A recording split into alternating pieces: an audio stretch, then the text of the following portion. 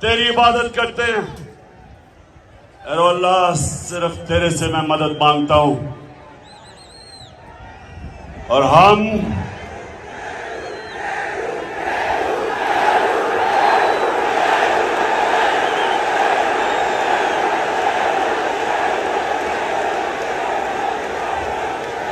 पहले जब भी मैं आपके सामने तकरीर करनी शुरू करता था तो वो क्या आवाज आती थी? डीजल।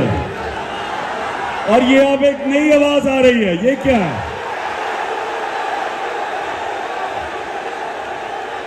और मुझे आहिस्ता आहिस्ता पता चला कि मेलू का मतलब भालू है। अच्छा अमरदान, आपको पता है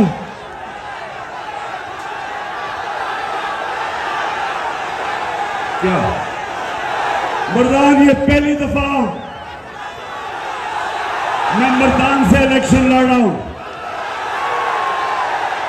आपने आज सब मुझे बताना है कि आप अपने कप्तान को हारने नहीं देंगे। अच्छा, मैंने सुना कि मौलाना कासिम जो मेरे मुखालिफ है, मैंने सुना वो एक अच्छा इंसान है। मैंने उसके ऊपर अच्छी बातें सुनी है कि दीनी आदमी है। तो मौलाना कासिम, मैं तो हर दीनी आदमी, हर अच्छे इंसान की मैं इज्जत करता हूं,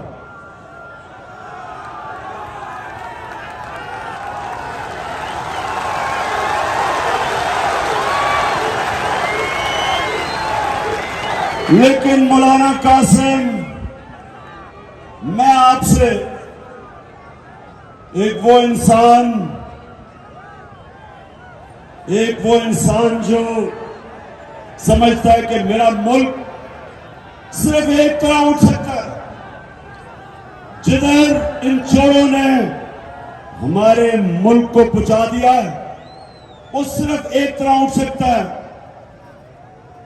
कि हम अपने नबी सल्लल्लाहु अलैहि वसल्लम की सूरत, उसकी सीरत पे, उसकी सुन्नत पे चले। ये मेरा ईमान है कि जब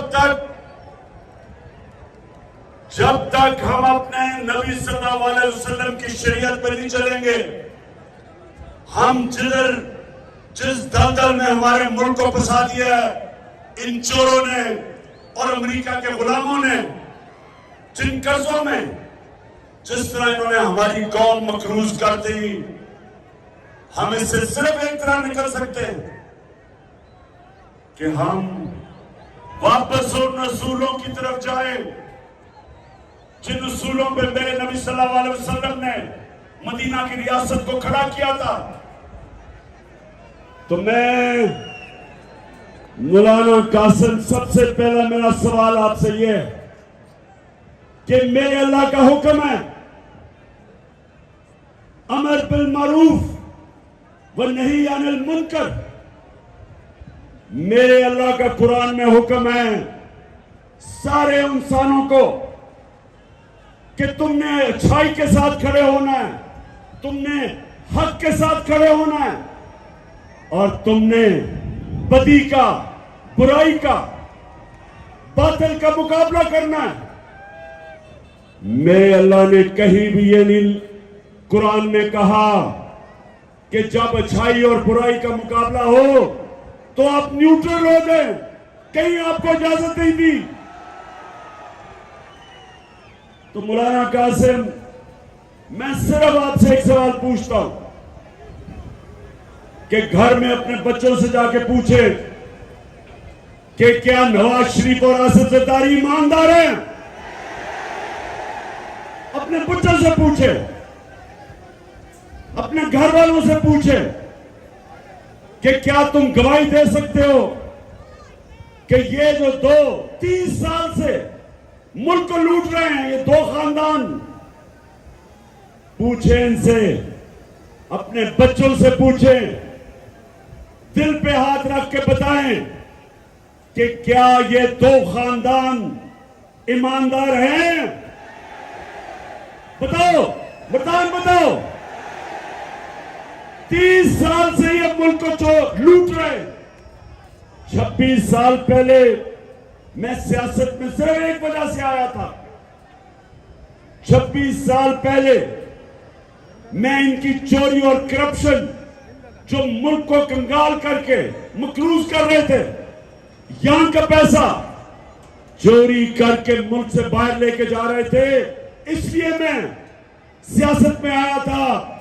और इसलिए आया था कि जब आप एक इंसाफ का निजाम कायम करते हैं, जब आप ताकतवर को कानून के नीचे लेके आते हैं, जब एक मुल्क में इंसाफ आता है, तब वो मुल्क खुशहाल होता है।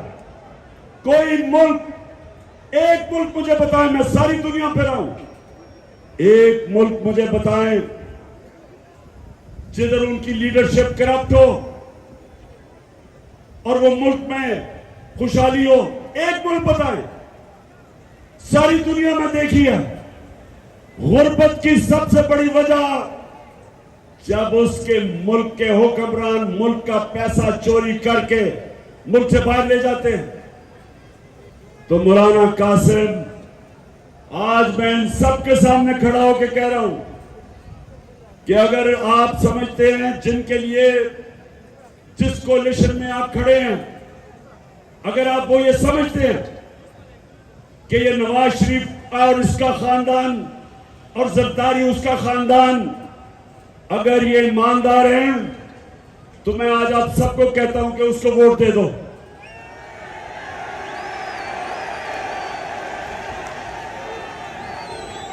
लेकिन मौलाना कासिम साहब, इनके ऊपर तो चोरी पे किताबें लिखी हुई हैं,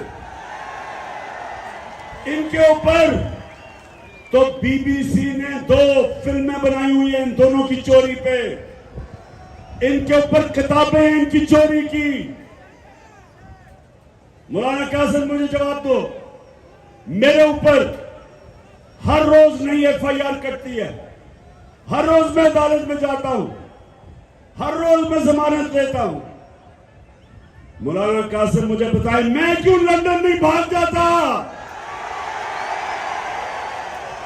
मैं क्यों नहीं मुल्क छोड़ के जाता?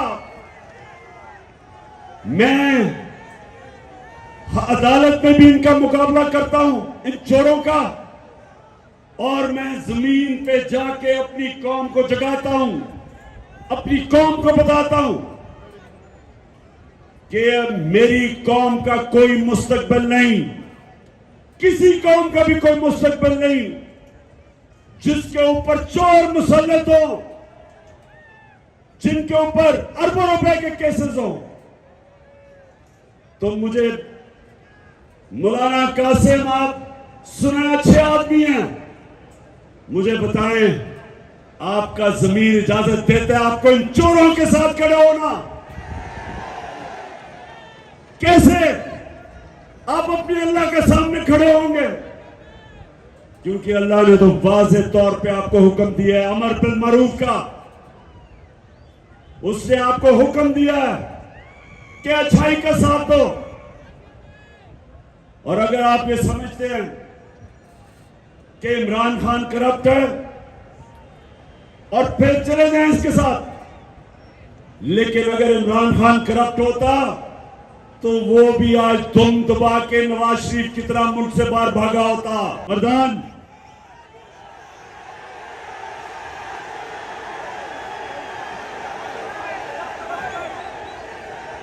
तख्त भाई,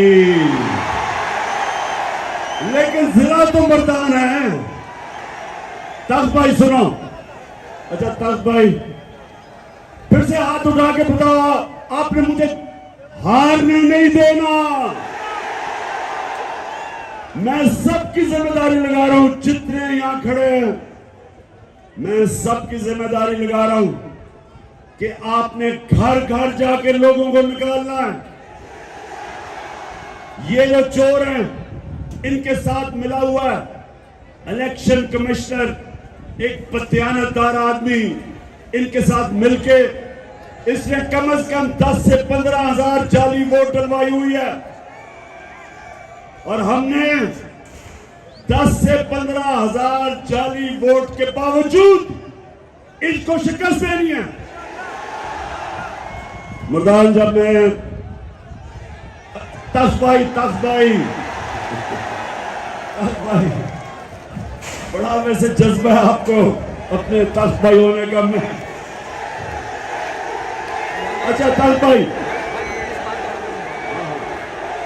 अच्छा तस भाई, तो मैं मौलाना कासिम साहिब, अगर आप ये समझते हैं ना कि जरदारी और नवाज शरीफ चोर नहीं है तो ये क़यामत की निशानी है। करप्शन क्या होती है तस्बाई, करप्शन क्या होती है? चोरी होती है जब आपके कोई टेलीफोन जेब से निकाल ले, इसको चोरी कहते हैं। चोरी होती है आपके घर में कोई आके डाका मार दे। लेकिन करप्शन होती है जब कौम का पैसा चोरी किया जाता है, जब आपका पैसा चोरी किया जाता है, जो आपके स्कूलों पे लगे, अस्पतालों पे लगे, सड़कों पे लगे, आपके आटा को सस्ता करने पे लगे। जिस तरह हमने पेट्रोल और डीजल को कम किया, सब्सिडाइज किया, इस पे पैसा, तो जब कौम का पैसा चोरी होता है और दूसरा वो मुल्क से जब बाहर लेके जाते हैं डॉलर लेके, तो डॉलर कम होते हैं। जब डॉलर कम होते हैं रुपए की कीमत गिरती है। जब रुपया गिरता है महंगाई आती है। बाहर से जो भी चीजें इंपोर्ट करते हैं सब महंगी हो जाती है जब रुपया गिरता है। तो ये सारे मिलके बताएं कि इनके बड़े बड़े महलात, लंदन में जो 4 बड़े बड़े महलात, मैं अभी आपको भी फिल्म दिखाने लगा हूं, जरा वो भी देखें। उससे पहले करप्शन ये होती है जब इख्तिदार में आके आप अपने इख्तिदार का फायदा उठा के पैसा बनाते हैं। मैं जितनी देर इख्तिदार में रहा, तक भाई सुन लो, 3.5 साल जब नवाज शरीफ उतना देर रहा, उसने 17 फैक्ट्रियां बनाई। जब वो इख्तिदार में था 90 से 93 तक 17 फैक्ट्रियां बनाई उसने। और मेरा रिकॉर्ड देखो कि 3.5 साल में मैंने अपने दादा की भी जमीन बेची, अपने बाप की भी जमीन बेची। एक बताएं कि इमरान ने फायदा उठाया हुआ इख्तिदार का? एक बताएं। हर चीज ये सारों से पूछते फिर रहे हैं कि कोई बताए इमरान खान ने कोई चोरी की हो। मैं इन सबको बताता हूं, चैलेंज करता हूं तुम्हें कि कभी किसी प्राइम मिनिस्टर ने ऑफिस में आके इतना मुल्क का कम पैसा खर्च नहीं किया, इतना पैसा बचाया नहीं। मेरा चैलेंज है इन चोरों के मुकाबले में।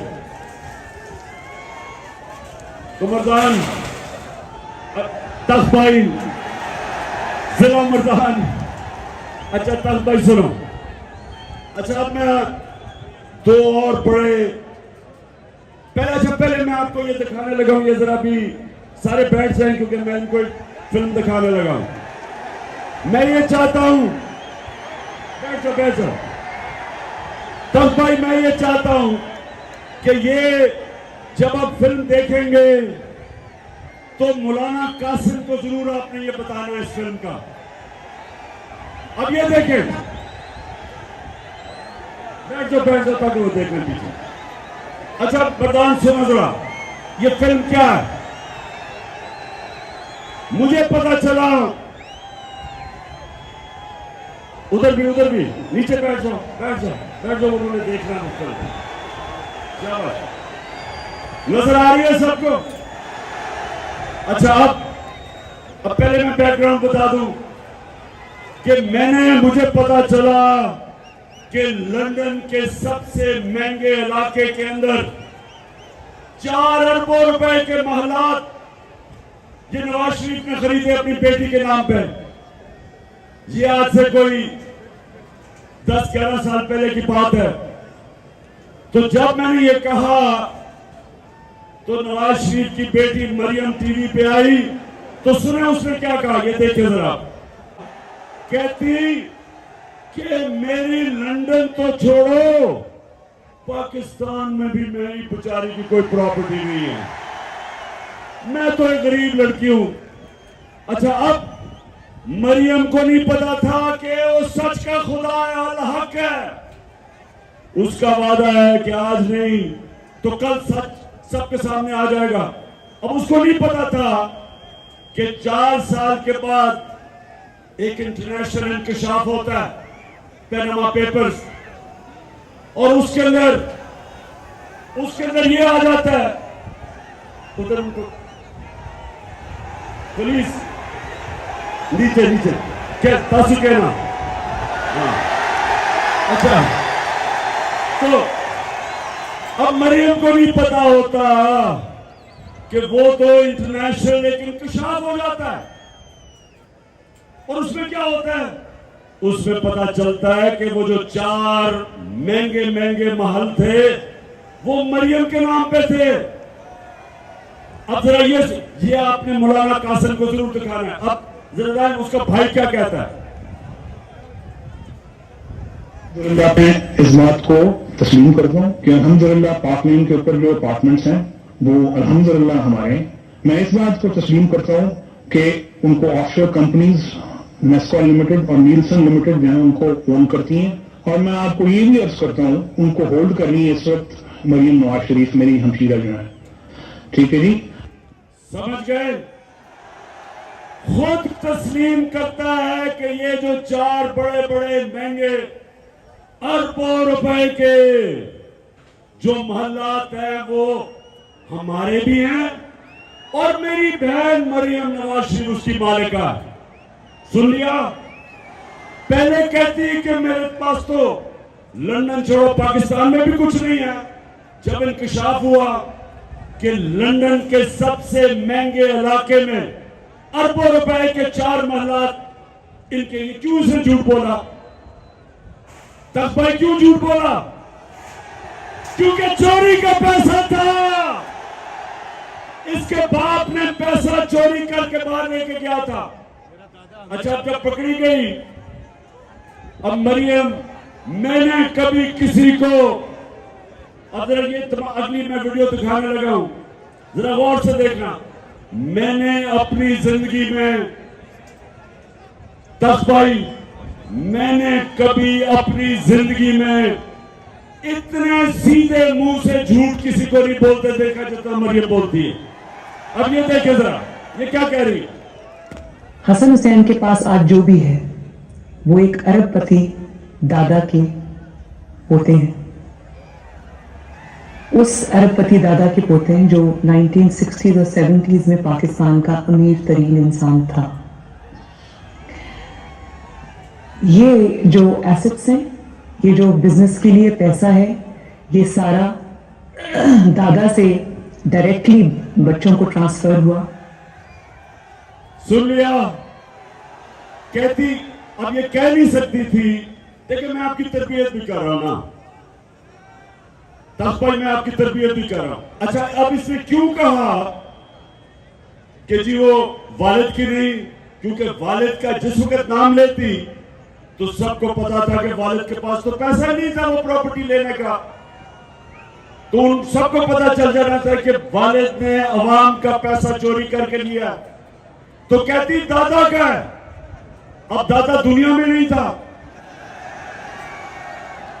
अब दादा को कौन कहे कि दादे के पास है या नहीं है। अच्छा, अब मरियम का जो दादा था वो शहबाज शरीफ का बाप है। मरियम का दादा शहबाज शरीफ का बाप है। अब शहबाज शरीफ अपने बाप के मुताबिक क्या कह रहे हैं, जरा आप ये देखें। मेरा खानदान मेरे खानदान को 22 खानदानों में शुमार नहीं होता था। मुझे इसके ऊपर बाइसे फख्र है कि मेरे वालिद का ताल्लुक एक गरीब किसान के घराने से था। मेरे वालिद का ताल्लुक एक गरीब किसान के घराने से था। हिंदुस्तान से वो भाई सुन लिया। वो कहता है गरीब किसान था दादा, वो कहती है अरबोपति था। और असल में सबको पता है कि क्या हुआ। मैं इसलिए मौलाना कासिम साहब देख लो, ये झूठों को देख लो। आप इनके साथ बैठे हैं, अमर बिल मारूफ। आप अमर बिल मारूफ के साथ नहीं, आप नहीं अनल मुनकर के साथ बैठे हैं। आप एक दीनी आदमी हैं, आप कैसे चोरों के साथ जा सकते हैं? और मेलू नहीं लड़ा यहां से, वो 4-7 से लड़ रहा है। और इंशाल्लाह फिक्र ना करो, इंशाल्लाह धांधली के बावजूद जीतेंगे। आपको पता है तख्त भाई, आपको पता है कि ना पाकिस्तान में जब मैं क्रिकेट खेलता था अपने अपने अंपायर होते थे, ना पाकिस्तान हिंदुस्तान में जीतता था, ना हिंदुस्तान पाकिस्तान में जीतता था। जब उनका मुश्किल वक्त आता था तो उनके अंपायर मदद करते थे। और मुझे अफसोस से कहना पड़ता कि हमारे अंपायर भी हमारी मदद करते थे। लेकिन एक दफा एक कप्तान पाकिस्तान से टीम हिंदुस्तान लेके गया और उनके अंपायरों के बावजूद हरा के आया उनको। वो आपका कप्तान था। इस तरह इंशाअल्लाह ये जो इलेक्शन कमिश्नर बददियानतदार आदमी जिसने 10 से 15 हजार जाली वोट डाले हुए हैं, मेरा चैलेंज है कि अवाम आज पाकिस्तान की हमारे साथ है। उसके बावजूद, धांधली के बावजूद इंशाअल्लाह तुम्हारा वही हाल करेंगे जो हमने हिंदुस्तान का किया था हिंदुस्तान जाके। अच्छा, 2 और में बातें करनी है तख्त भाई। एक, जो स्वात में हो रहा है, जो हमारे पुराने कबायली इलाके में हो रहा है, जब मेरी हुकूमत थी तो हमने दहशतगर्दी के ऊपर काबू पा लिया था। अब सब जानते हैं कि हमने दहशतगर्दी पे काबू पा लिया था। और आप सब जानते हैं कि मैं बार बार 20 साल कहता रहा कि हमें अमेरिका की जंग में नहीं जाना चाहिए। आप गवाह हैं तख्त भाई, नौजवानों गवाह रहो कि मैं 20 साल कहता रहा कि ये हमारी जंग नहीं, ये अमेरिका की जंग है, हमें इसमें नहीं होना चाहिए। मैं कहता गया कि हमारे लोगों को किसी और की जंग में कुर्बान किया जा रहा है। 80,000 हमारे लोग कुर्बान हुए। कोई पाकिस्तान में टीटीपी नहीं थी। जब हम उनकी जंग में गए तो हर किस्म का पाकिस्तान में दहशतगर्दी हुई। जब मेरी हुकूमत आई, आप सब गवाह हैं कि एक ड्रोन अटैक नहीं होने दिया हमने वाज़ेह तौर पे अमेरिका को कहा कि हम तुम्हारे साथ अमन में होंगे, लेकिन किसी जंग में हम तुम्हारे साथ शिरकत नहीं करेंगे। और यह अमन हो गया। अब स्वात के अंदर जो हो रहा है और कबायली इलाके में भी, जो पुराना कबायली इलाका था, मैं आज फेडरल गवर्नमेंट से पूछता हूं कि आप जिम्मेदार हैं इसके? आपने कैसे इजाजत दी?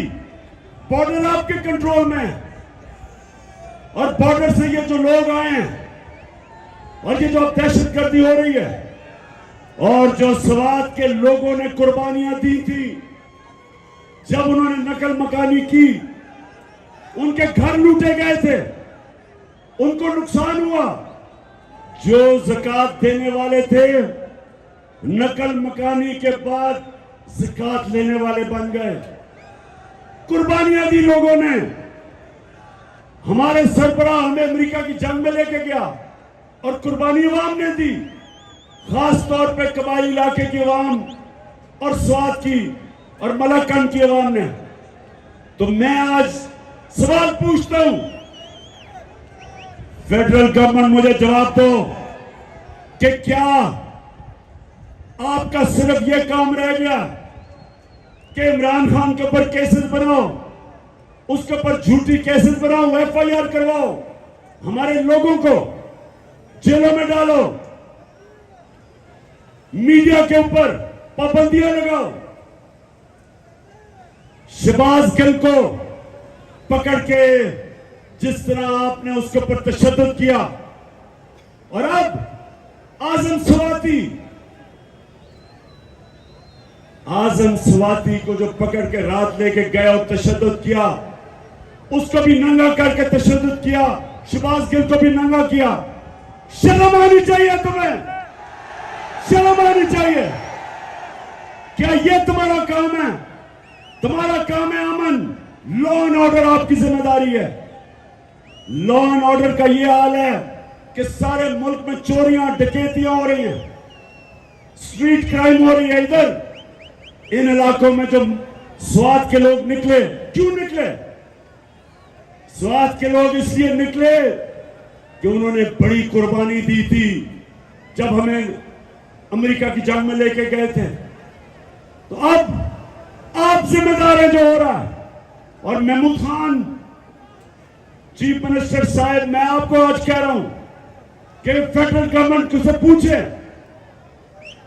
कि आप अगर जिम्मेदारी नहीं संभालेंगे तो फिर हमें संभालने दें, हम करेंगे, हम दहशतगर्दी के खिलाफ खड़े होंगे। और जो आजम स्वाति से किया, उससे पहले जो कस्टोडियल टॉर्चर बंद करके तशद्दुद किया, उससे पहले शहबाज गिल पे और फिर सहाफियों पे, मैं सारे इदारों को आज कहता हूं कि अगर आप ये समझते हैं कि तशद्दुद करके आप अपनी इज्जत करवा लेंगे, गलत फहमी में ना रहे। इज्जत अल्लाह देने वाला है। आप मार के, तशद्दुद करके, जुल्म करके, आज तक दुनिया की तारीख में किसी जालिम को इज्जत नहीं मिली। लोग नफरत करते हैं, लोग नफरत करते हैं जब जो जुल्म करता है। और अगर आप ये समझते हैं कि आप लोगों की राय रोक लेंगे और इस तरह के तशद्दुद करके जब सारे चोरों को छोड़ा जा रहा है, शहबाज शरीफ जैसे डाकू और इसके बेटे को बरी किया गया FIR केसेस से, जो भी जिम्मेदार है उनको शर्म आनी चाहिए। आप मुल्क के गद्दार हैं, आप मुल्क से गद्दारी कर रहे हैं। जो भी इन चोरों को NRO दे रहा है वो इस मुल्क का गद्दार है। मेरे नबी सल्लल्लाहु अलैहि वसल्लम ने आज से 1500 साल पहले कहा, उन्होंने कहा जो कौम छोटे चोरों को जेलों में डालती है और बड़े डाकुओं को नहीं पकड़ती, वो तबाह हो जाती है, वो फना हो जाती है। जो भी आज ये बड़े चोरों को छोड़ रहा है और NRO दे रहा है, वो इस मुल्क का गद्दार है और हम मुकाबला करेंगे इनका। मैं निकलूंगा इनके खिलाफ, मैं अपनी कौम को तैयार करूंगा। और तख्त भाई आप तैयार हो जाएं, आप तैयार हो जाएं। मैंने कॉल देनी है आपको, ज्यादा देर नहीं है। जो इस मुल्क में चोरों को NRO दे रहे हैं और अवाम के ऊपर तशद्दुद कर रहे हैं, मीडिया को बंद करके, सोशल मीडिया के पीछे मेरे ऊपर केसेस करके, ये अपने कानों से निकाल लो, जिलों में डाल लो। सब जो समझते हैं कि अगर इमरान खान को जेल में डाल के या उसके ऊपर केसेस करके वो पीछे हट जाएगा, मैं और जोर से आपका मुकाबला करूंगा।